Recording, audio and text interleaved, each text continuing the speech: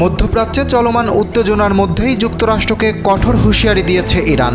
Washington যদি এই অঞ্চলে কোনো ভুল পদক্ষেপ নেয় তাহলে বাহরাইন ও সংযুক্ত আরব আমিরাতের উপকূল দখল করার হুমকি দিয়েছে দেশটির নিরাপত্তা বিশ্লেষক মুর্তজা সিমিয়ারি। একই সঙ্গে ইরানের সামরিক বাহিনী সম্পূর্ণ প্রস্তুত রয়েছে বলেও মন্তব্য করেন তিনি। সিমিয়ারির দাবি, যুক্তরাষ্ট্র যদি খার্ক দ্বীপ দখলে নেওয়ার চেষ্টা করে তাহলে ইরান বাহরাইন ও আমিরাতের উপকূল দখল করবে। এ লক্ষ্যে দেশটির সামরিক বাহিনী ইতোমধ্যে উপকূলে মহড়া চালিয়েছে।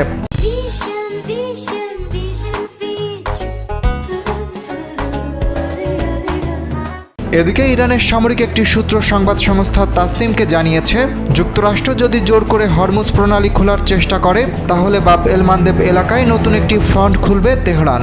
এর অর্থ ইয়েমেনের সশস্ত্র বাহিনীকে সক্রিয় করবে দেশটি।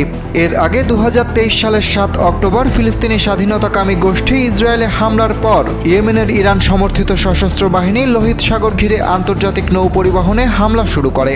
পরে 2025 সালের অক্টোবরে গাজায় যুদ্ধবিরতি কার্যকর হলে তারা এসব হামলা স্থগিত করে।